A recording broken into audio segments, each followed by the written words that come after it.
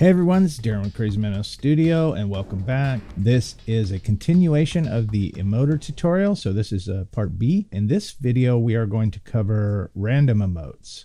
In the previous video, we went over the different sections here. And if you haven't watched that video, I'd suggest that's a good place to start. So let's dive right in. First off, this is where we left off. So I'm going to go ahead and remove these emotes we configured just to clean those out. And we're going to be covering random emotes, and we have to actually add emotes to the random pool in order to configure them in the settings. As you recall, we have 4 different pools, and the random pool is one of them. We'll go ahead and add an emote, and then we will specify that it has a random pool membership.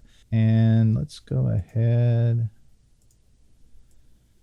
set this up. We'll give it Sleepy. Let's see what Sleepy looks like. Yep. And you notice that now we have settings up here. So if I turn this off, then we don't see settings. If I add it back to the membership, then we do get settings. Again, we have to have at least one emote in the random pool in order to see the random settings here. Also remember that you can see what emotes are in the different pools just by going to the collection display mode. And we'll call this Sleepy just so we can see what's going on. And we'll add one more. Actually, let's add 2 more. This one will do sad. Yep. And let's go ahead and call him sad. And one more. This one we'll call surprise. Okay. And we'll add that to the random pool. Each of these currently takes a half a second to animate on, holds for half a second, animates off. So that's a 1.5 second cycle on them. And if we go back, I am having a problem remembering to name my emotes. And then we'll go into our collection display mode and we'll see that I missed adding sad. So we'll go ahead and add sad. And so now we see that we have all 3 of these in the random pool. And again, if you recall from the previous video, these emotes can be part of any pool. They don't have to be just one. They're automatically in the manual pool.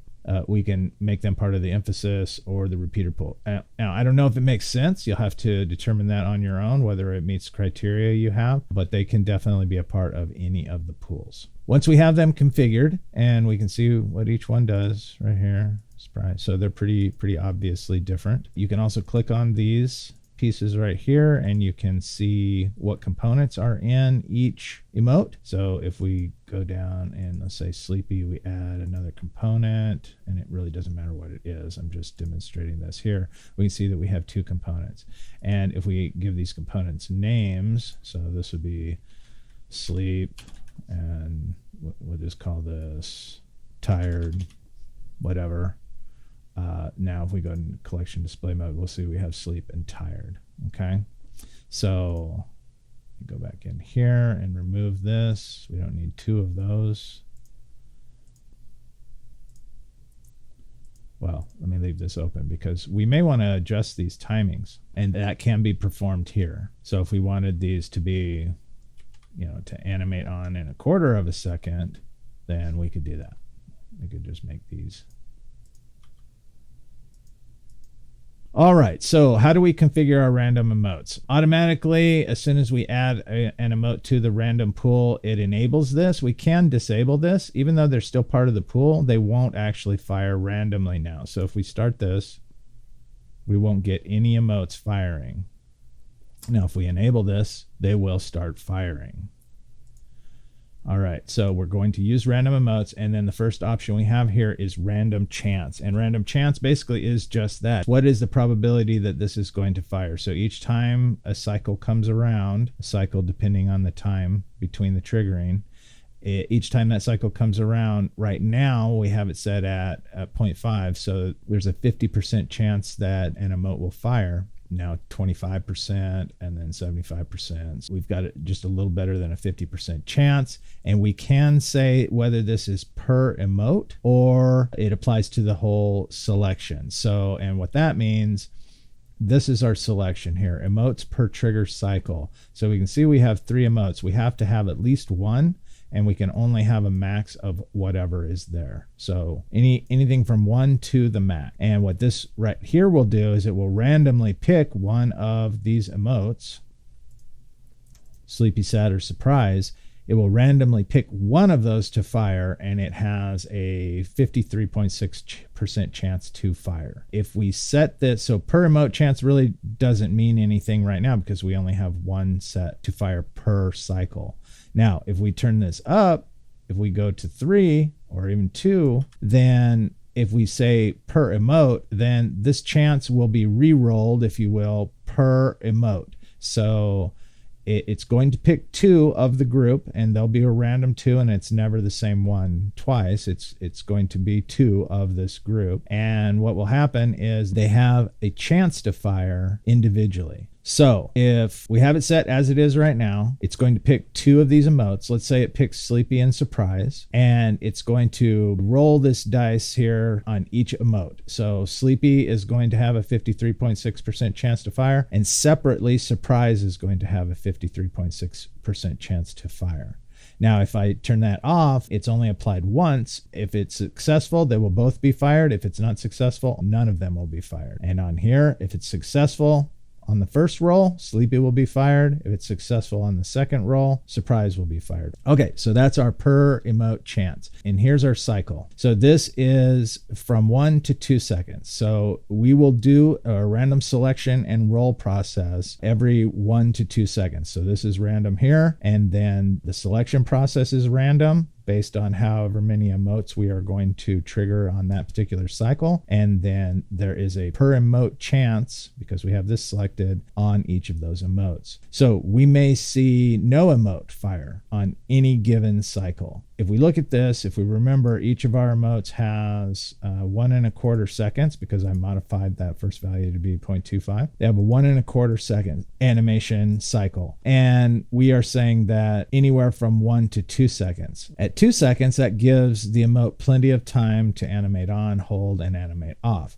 At 1 second, it doesn't quite do it, right? So if that emote is selected, let's say sleepy is selected, and then our random time is selected as 1 second, and it's selected again, sleepy, then it will actually animate back on before it finishes animating off, because we've got 1 second, and it will be at 1 second, it will only be 50% of the way into animating off. So we would see it reverse and go back on again. But that's only if it hits 1 second. If it hits 1.25 seconds or higher, then this any emote that's activated will have plenty of time to animate on and off as we have them configured in this example. If you want to ensure that each emote has plenty of time to animate on and off, then you would want to give this a maximum or a minimum time of whatever your total animation timings are here. And these might be different per emote. Like we might want sad to stay on for longer. We might want that on for a second. And that means that the largest time now would be 1.75 seconds, because it's going to be holding for 1 second. It's going to be on for a quarter and off for a half. So 1.75 seconds. And so since these are all chosen from the pool, if we have this set at 1.25 now, because we're covering our other emotes, then those will have plenty of time. But if this one is chosen twice, it may be heading towards the off state when it's called to activate again. And that might be fine. I mean, it'll smoothly just, start animating off, and then it'll start animating back on again before it finishes going off. So it's not a big deal. It just depends on what you're looking for. So we'll go ahead and start this.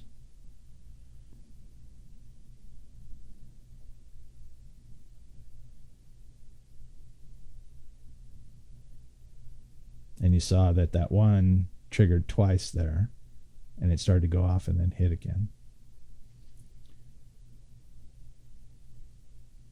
And some of these are firing at the same time and they don't look all that great together like that. So again, it's all in your design. That's just the way blend shapes work. Sometimes they don't combine well together. So set these up the way you want. If you're using random, understand that some may fire and activate at the same time that don't really look all that good together. Now, if we turn this down to 1, we're only going to see one emote firing at a time.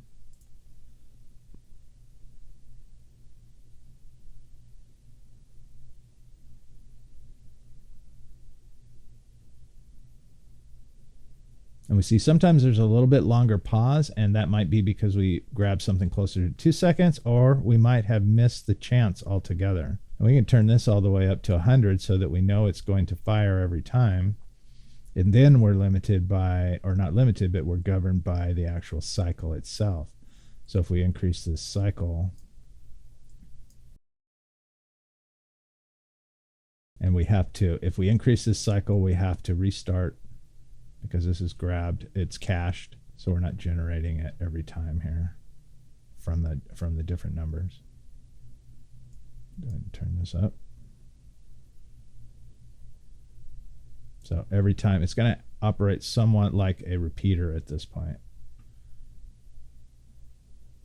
It's going to be 3.37 seconds between each cycle, and that means the cycle begins when it's fired, and then it's going to take 1.25 seconds here. So we're only going to have about two seconds of downtime before it fires another one.